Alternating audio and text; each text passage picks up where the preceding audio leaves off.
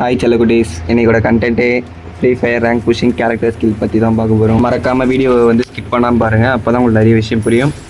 மறக்காமல் ஒரு லைக் ஒரு சப்ஸ்கிரைப் பண்ணிட்டு பாருங்கள். நிறைய பேர் வந்து சப்ஸ்கிரைப் பண்ணாமல் பார்க்குறீங்க வீடியோவை, அவங்க சப்ஸ்கிரைப் பண்ணிட்டு வந்து வீடியோ பாருங்கள். ஃபஸ்ட்டு நான் ஒன்று சொல்லிக்க விரும்புகிறேன். நீங்கள் ஒரு ஸ்குவாடாக இருக்கிறீங்கன்னா உங்கள் ஸ்குவாடில் 2 பேர் ஜோன் சர்வே வேணும். அதேமாரி உங்கள் ஐடியா 2 பேர் யூஸ் பண்ணுற மாரி இருக்கும். ஒரு ஆள் வந்து சில டைமில் எங்கேயா போவாங்க, அந்த டைமில் வந்து இன்னொரு ஆள் ப்ளே பண்ணணும். அந்தமாரி ப்ளே பண்ணால் தான் நீங்கள் கன்ஃபார்ம் கிராண்ட் அடிக்க முடியும். ஒரே ஆள் புஷ் அடிச்சு கிராண்ட் அடிக்க பார்த்தீங்கன்னா ரொம்ப கஷ்டம். ஒரு மேட்ச்சை ப்ளே பண்ணுறீங்களா, அந்த மேட்ச்சை நீங்கள் ஒரு எப்படியாவது ஒரு டாப் 10 கூப்பிட்டு வர பாருங்கள். டாப் 10 கூப்பிட்டு வந்தீங்கன்னா கம்பல்சரி ஒரு 30, 36 அந்தமாரி ஒரு ப்ளஸ் ஆகும். நிறைய பேர் பண்ணுற தப்பு என்னன்னா, ஒரு டீம்மேட் ரஷ் அடிக்கும் போது ஒரு பேக்கப்பே கிடையாது. பேக்கப் கொடுத்தாண்டிங்கன்னா கன்ஃபார்ம் அந்த ஸ்குவாடை நீங்கள் அசால்ட்டாக ஃபைட் பண்ணலாம். எனக்கு தெரிஞ்ச கேரக்டரை பற்றி சொல்கிறேன், அந்த கேரக்டரை நீங்கள் யூஸ் பண்ணி பாருங்கள். நான் சொல்கிறேன், லூனா வந்து மூவ்மெண்ட் ஸ்பீடு எப்படின்னா, நீங்கள் ஒரு எனிமி அடிக்கும் போது மூவ்மெண்ட் ஸ்பீடாக இருக்கும், ரேட் ஆஃப் ஃபயர் இன்க்ரீஸ் ஆகும். ஒரு டவுன் பண்ணோடனே உங்களுக்கு ஒரு மூவ்மெண்ட் ஸ்பீடும் கொஞ்சம் இன்க்ரீஸ் ஆகும். ரெண்டாவது ஸ்கில்லு மாரோ எப்படின்னா, நீங்கள் ஒரு எனிமி அடிக்கும் போது பாடி டேமேஜ் வந்து ஹையாக விழும். நீங்கள் ஸ்டார்டிங்கில் ஒரு MP40 எடுத்து அடிக்கும் போது ஒரு 15, 19 இப்படி போகும். அதேமாரி நீங்கள் அந்த மாரோ வச்சு அடிச்சிங்கன்னா ஒரு 20, 25, 30 இந்தமாரி வரும். மாரோவை பொறுத்த வரையும் எப்படி தெரியுமா, நீங்கள் எல்லா கன்னுமே யூஸ் பண்ணலாம். இப்படி AC8 யூஸ் பண்ணலாம், SKS யூஸ் பண்ணலாம், AWM, MI2B அந்தமாரி கன்னுக்கெலாம் சூப்பராக செட் ஆகும் அந்த கேரக்டர் ஸ்கில்லு. DB பற்றி எல்லாருக்குமே உங்களுக்கே தெரியும். DB வந்து பக்காவாக அழுத்தி பிடிக்கலாம். DBயை வச்சு அழுத்தி பிடிச்சிங்கன்னா மூவ்மெண்ட் ஸ்பீடும் இன்க்ரீஸாக இருக்கும், அக்யூரஸியும் விரியாது, கரெக்டாக இருக்கும். அக்யூரஸி சூப்பராக வச்சு அடிக்கலாம். DBயை வச்சுட்டு லாங் ரேஞ்ச் சில பேர் SVD ரொம்ப பிடிக்கும். SVD என்னன்னா, நீங்கள் கரெக்டாக எனிமி மேலே அடிக்கும் போது எனிமிலாம் நவுந்து போகும். அது நவுந்து போகாமல் கரெக்டாக இருக்கும். நீங்கள் நகரும் போது கூட கரெக்டாக அக்யூரஸி வச்சு கரெக்டாக விடும்.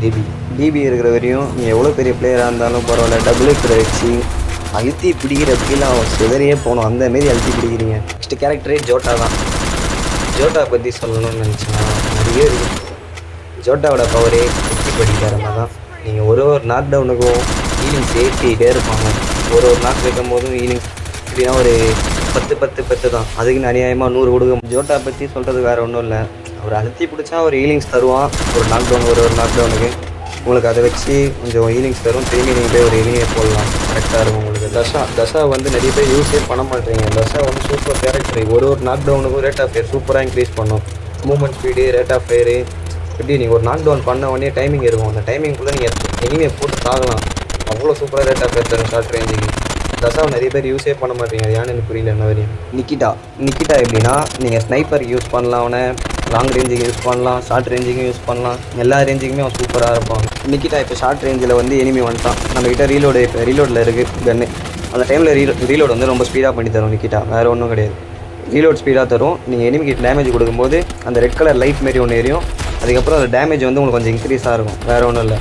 அதே மாதிரி தான் அந்த மார்க்கோ சொன்னல, மார்க்கோ, நிக்கிட்டா, DB இவங்க 3 பேர் யூஸ் பண்ணாலே இது கரெக்டாக ஒரு எனிமி அச்சு பிரிச்சல்ல. அவனை 3 பேரை வச்சு யூஸ் பண்ணாலே எனக்கு தெரிஞ்ச வரையும். சரி, ரஷ்யருக்கெலாம் கேரக்டர் சொல்லிட்டேன். ஜோன் சர்வே கேரக்டர் சொல்லாமல் இருந்தால் எப்படி இருக்கும்? ஜோன் சர்வே கேரக்டர் சொல்லலாம் தப்பாக போயிடும்ல.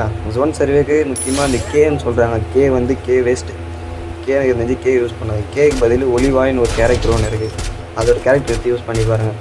அது எதுக்கு தெரியுமா சொல்கிறேன்? நீங்கள் கேக்கு பண்ணுறது தான் அவனும் பண்ணுவான். அவன் என்ன பண்ணுவான்னா, நீங்கள் EP இருக்குல்ல, EPயை வந்து அவன் HPயாக கன்வெர்ட் பண்ணுவான். அது வேறு ஒன்றும் கிடையாது. நீங்கள் வந்து EPக்கு வந்து அந்த ஒட்டிரோ பெட் இருக்குது தெரியுமா? நீங்கள் ஒட்டிரோ பெட்டை வச்சிங்கன்னா ஒரு மெடிக்கேட்டுக்கும் 50 EP தருவான். அந்த 50 EPயாக அவன் என்ன பண்ணுவான், அவன் HPயாக மாற்றி தருவான். அதுக்கப்புறம் எல்லாருக்குமே தெரியும் கார் ஸ்கில் கேரக்டரு, டோக்கன் எடுக்கிறது, அதுக்கப்புறம் மெடிக்கேட்டு, அதுக்கப்புறம் மேப் வச்சிங்கன்னா மேப் வந்து தயவு செஞ்சு ஜோன் சர்வே பண்ணுறீங்க, இந்த டோக்கன் எடுக்கிறேன்னு சொல்லி இறங்காதீங்க. ரிவ்யூ பண்ணுறேன்னு அப்போ கீழே இறங்காதீங்க. நீங்கள் டோக்கனை வச்சிங்கன்னா டீம்மேட் அங்கே ரஷ் அடிக்கும் போது அவங்களே வந்து ஹீல் பண்ணிப்பாங்க. நீங்கள் கீழே இறங்கும் போது சில டைமில் எனிமி போட்டாங்கன்னா மொத்த டோக்கனும் போயிடும். நீங்கள் அதெல்லாம் மேப் இருக்கிறீங்க தெரியுமா? அந்த மேப் பிளேஸுக்கு போய்ட்டு டோக்கன் மட்டும் எடுத்துக்கோங்க. இந்த டோக்கன் எடுக்கிற இடத்துல எனிமி இருந்தானா ஒரு ஜோன் டைமில் போய் தூக்கிட்டு ஜோன் சிங்க் ஆகிடுச்சுன்னா எனிமி அங்கே இருக்க மாட்டான். அந்த டைமில் போய் அந்த டோக்கன் எடுத்துட்டிங்கன்னா டோக்கன் உங்களுக்கு அங்கே யூஸ் ஆகும். அதேமாரி நீங்கள் ஃபுல் மெடிக்கேட் வாங்குறது பதில் பேக்கில் கன்னு இந்த இதெல்லாம் தூக்கி போட்டுருங்க. மினிமம் 30 புல்லோட்டு 40 புல்லோட்டில் மெயின்டைன் பண்ணுங்கள். ஒரு எனிமி வந்தால் ஒரு எனிமி டவுன் பண்ண முடியாது அந்த ஏமோவில். அதை விட்டு அதிகமாக ஏமோ வச்சுட்டு மெடிக்கேட் எடுக்க முடியாமல் ஜோன் சர்வே பண்ண முடியாது. அதை விட்டு டீம்மேட் கிட்ட திட்டு வாங்கின்னு இருக்காதிங்க. சில பேர் அசிங்கமாக கேட்பான், சில பேர் ஜோன் சர்வே பண்ணலனாலும் கேட்பான், பண்ணாலும் குத்தம், பண்ணலனாலும் குத்தம். அதனால் நீங்கள் என்ன பண்ணுறீங்கன்னா, உங்கள் ஜோன் சர்வே பண்ணும்போது நீங்கள் கரெக்டாக பண்ணி கொடுத்துறீங்கன்னா ரஷ்ஷரே அவங்க பெஸ்ட்டாக காமிச்சிடுவாங்க.